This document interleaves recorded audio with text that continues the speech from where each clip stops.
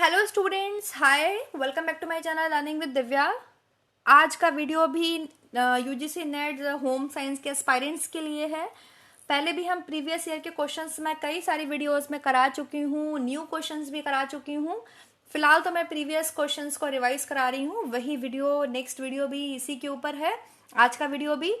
तो चलिए let's start the topic. Students, आज के क्वेश्चंस भी इंपॉर्टेंट हैं, इन्हें देखिए, समझिए, और जहां पर जो चीज़ मैं करने के लिए कह रही हूँ उसको आप अपने नोट डाउन करते चलिए और रिवाइज करते चलिए। तो let's start the topic. First question है आज की वीडियो का कि सीखने की प्रक्रिया में निहित बौद्धिक क्षमताओं को आपको नीचे से ऊपर के क्रम में लगाना है। मतलब जो सीखने की प्रक्रिया, मतलब आपकी जो लर्निंग प्रोसेस है, ठीक है, जिसमें आप लर्न करते हैं किसी चीज को, तो जो भी मेंटल एबिलिटी आप यूज करते हैं उसको नीचे से ऊपर के क्रम में लगाइए। अब फॉर एन एग्जाम्पल, एक मैथ्स की क्लास है। मैथ्स की क्लास में टीचर ने आपको क्या दिया है? सबसे पहले बोला है ये फॉर्मूला याद करके आना। कल पहले फॉर्मूला याद करके आना, देन कल हम जो है इसके मैथ के सवाल लगाएंगे।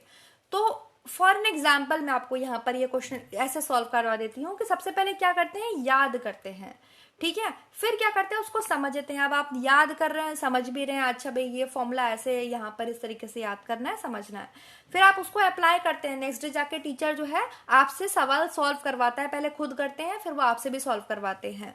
फिर आप विश्लेषण करते हैं, एनालिसिस करते हैं कि आपने क्या सही किया है, क्या गलत किया है, मूल्यांकन करते हैं, चेक करते हैं अपने आंसर्स को, आंसर शीट से मिलाते हैं, देन आप उसका सृजन करते हैं। तो इस तरीके से option number C is correct. Okay, learning के प्रोसेस में आज जब आप कहीं पर कोई भी चीज लर्न करते हैं, not only in mathematics class, किसी भी क्लास में आपसे टीचर ने कहा ये मानचित्र याद करके आना, आपने जियोग्राफी की क्लास में, तो आप इंडिया का मैप याद करके गए, समझ के गए कि अच्छा भाई ये नॉर्थ है, ईस्ट है, यहाँ पे आपके उड़ीसा है, यहाँ पर आपके जो है पश्चिम बंगाल है।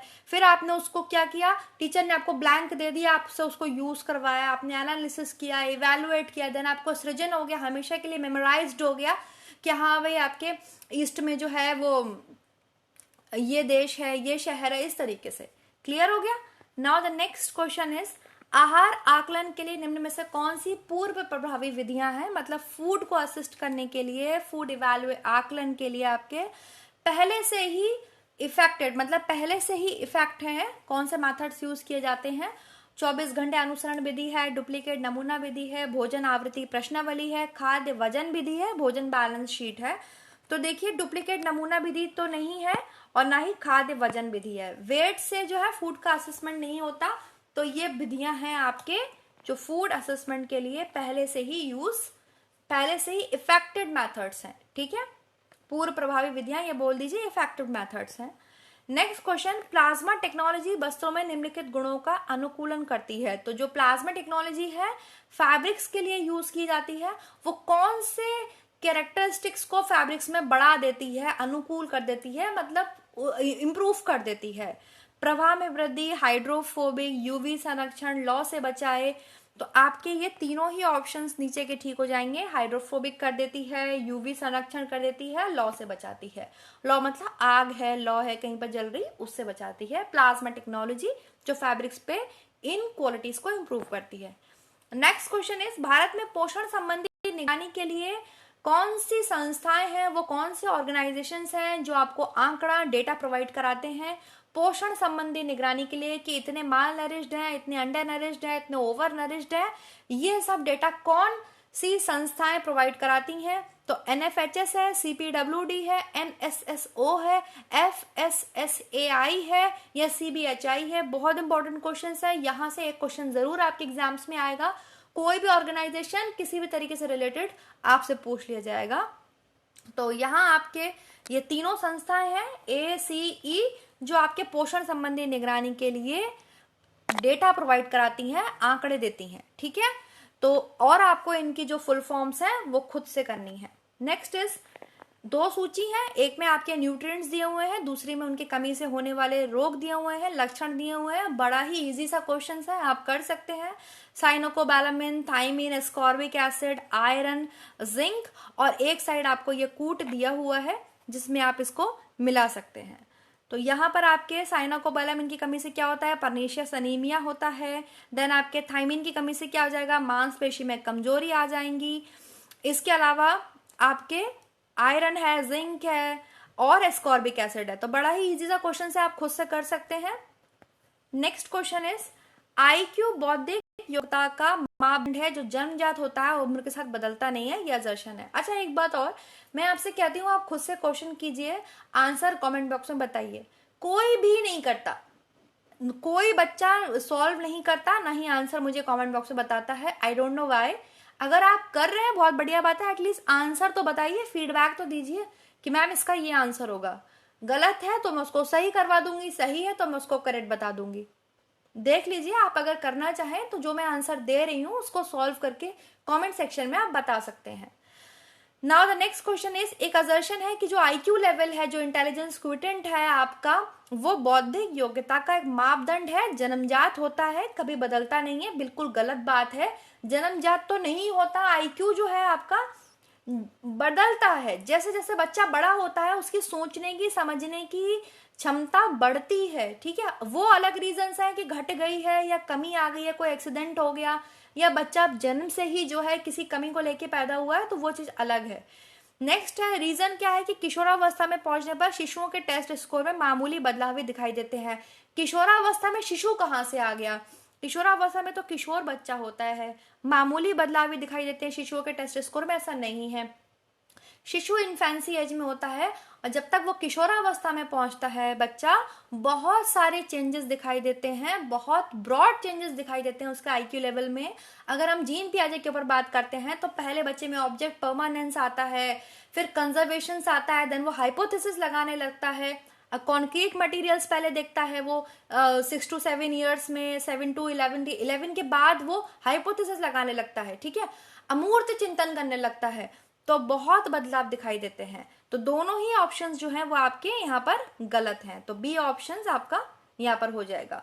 नेक्स्ट क्वेश्चन इज, मनोविश्लेषणात्मक साइको एनालिसिस थ्योरी जो है आपके सिगमंड फ्रॉइड की, जिसमें आपके ओरल स्टेज है, एनल स्टेज है, फिर आपके आ जाती है oral, anal, then phallic, then latency, then genital stage. ठीक है, ओरल स्टेज जहां पर बच्चा हर चीज को सक करता है, उससे उसको प्लीजर मिलता है। इन्होंने साइको एनालिसिस थ्योरी दी है, 5 अवस्थाएं बताई हैं। एनल स्टेज में वो गुदा अवस्था होती है, टॉयलेट वगैरह को रोक के खुश होता है।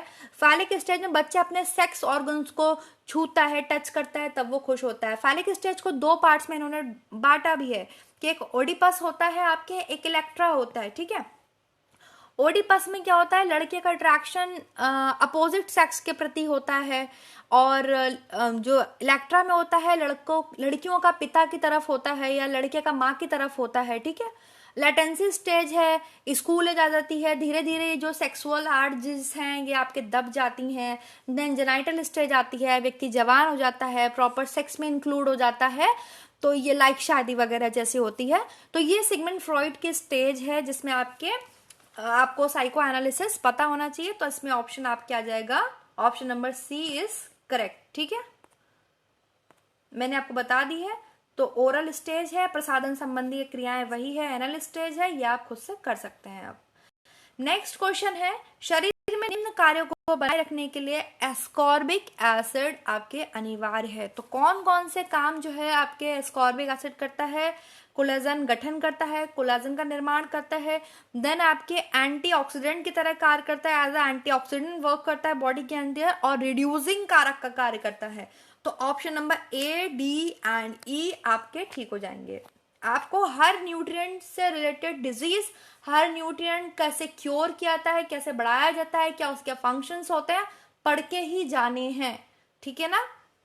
Now the next question is, एक असर्शन है कि उन्नत रंग का उल्टा धूमिल रंग है। बिल्कुल, जो ब्राइट कलर्स हैं उसका जो अगर हम अपोजिट देखते हैं तो डल कलर्स ही होते हैं ना, बिल्कुल सही बात है। रीजन क्या है, वह रंग जो लाल के पास होते हैं वह धूमिल होते हैं, जो नीले के पास होते हैं वो उन्नत होते हैं, ये गलत बात है। ठीक है ना, ऐसा कुछ भी नहीं है। तो आपके ए तो सही है पर आर गलत है, यहाँ पर ऑप्शन आपके ए ठीक हो जाएगा। Now the next question is, आज की वीडियो का सेकंड लास्ट क्वेश्चन, विधि प्रदर्शन मतलब डेमोन्स्ट्रेशन। ठीक है, जब आप किसी का डेमो देते हैं किसी चीज का, कौशल सिखाने की वह प्रक्रिया है जिसके प्रयोग से परिणाम को बेहतर करना सुनिश्चित किया जा सकता है। बिल्कुल सही बात है। आप किसी भी चीज का डेमो जब किसी व्यक्ति को देते हैं कहीं पर आप एक्सटेंशन वर्कर गए या आप घर में भी बच्चे को आप जब डेमो दिखाते हैं किसी चीज़ का, उसको करके दिखाते हैं, तो उससे उसकी जो एबिलिटीज़ हैं, जो क्वालिटीज़ हैं, जो सीखने की कला है, वो इम्प्रूव होती है। फिर वो उसको उसी तरीके से यूज़ करता है और रिजल्ट जो है वो बेहतर आते हैं। क्यों? इस प्रक्रिया का मूल है कि लोगों को ऐसी कलाएं सिखाई जाए जिनके द्वारा वे कार्य करने के लिए उत्तेजित हो और अपनी जो अक्षमताएं उसे छुटकारा पा सकें। अब हमें गरीबी दूर करनी है या हम किसी गांव में गए हैं, हमें वहां पर किसी भी क्वालिटी को इम्प्रूव करना है, तो पहले हम खुद डेमो करके दिखाते हैं। अब वहां के लोग उससे बहुत ज्यादा प्रभावित होते हैं। डेमो करने से, उनको खुद से कोई कार्य करने के दिखाने से उनके अंदर एक उत्तेजना जो है वो पनपती है। ठीक है, वो उत्तेजित हो जाते हैं, एक्साइटेड हो जाते हैं, फिर वो उस काम को करने के लिए खुद ही एक्साइटेड होते हैं कि अब नेक्स्ट टाइम मैं ये काम करूंगा। और जो उनके अंदर अक्षमताएं हैं, जो मतलब वो काम नहीं कर सकते हैं, उससे उनको क्या मिलता है? रिलीफ मिलता है। तो दोनों ही ऑप्शन बिल्कुल ठीक है। ठीक है ना, दोनों ही ऑप्शन ठीक है, तो आपके option number C is correct हो जाएगा। डेमोन्स्ट्रेशन, आप खुद समझते हैं, अगर आपको कोई चीज का डेमो दे दिया जाए तो आप क्या कर सकते हैं? आप वो काम कर सकते हैं अच्छे से, प्रॉपरली, और जो पहले आप अगर वो काम नहीं कर सकते थे, वो जो अक्षमता थी वो आपकी दूर हो जाएगी। ठीक है ना। नाउ ये आज है का वीडियो का लास्ट क्वेश्चन है, मेटाबॉलिक सिंड्रोम के निदान में निम्नलिखित मानदंड हैं, क्या क्या है? एचडीएल कोलेस्ट्रॉल की मात्रा 60 मिलीग्राम पर 100 मिलीलीटर सीरम से अधिक होना, सीरम में ट्राइग्लिसराइड की मात्रा 150 मिलीग्राम पर 100 मिलीलीटर से अधिक होना, महिलाओं में कमर की परिधि 80 सेंटीमीटर से अधिक होना, फास्टिंग जो ब्लड है उसमें शुगर की मात्रा 100 मिलीग्राम से 100 मिलीलीटर से कम होना, बीएमआई 23 किलो से पर मीटर से अधिक होना। तो इसमें आपके ऑप्शन हो जाने चाहिए 66 में आपके option is B is correct होना चाहिए। सीरम में ट्राइग्लिसराइड की मात्रा, हाँ जी, इसमें आपके मेरे हिसाब से बी होना चाहिए। सीरम में ट्राइग्लिसराइड की मात्रा 150 मिलीग्राम पर 100 मिलीलीटर से अधिक होती है, और फास्टिंग शुगर में जो आपका ब्लड आता है उसमें शुगर की मात्रा कम होती है, और बीएमआई आपका ज्यादा होता है। ठीक है, तो ये आज की वीडियो का लास्ट क्वेश्चन है। आई होप आपको वीडियो पसंद आया होगा। अगर पसंद आया है तो आप लाइक करना, सब्सक्राइब करना, शेयर करना मत भूलिएगा। Do subscribe channel and like and share करना चाहें तो कर सकते हैं। Thank you so much. Next video में मिलेंगे नेक्स्ट टॉपिक के साथ और अधिक क्वेश्चंस के साथ। तब तक आप पढ़ते रहिए, keep it up. Next video में मिलते हैं।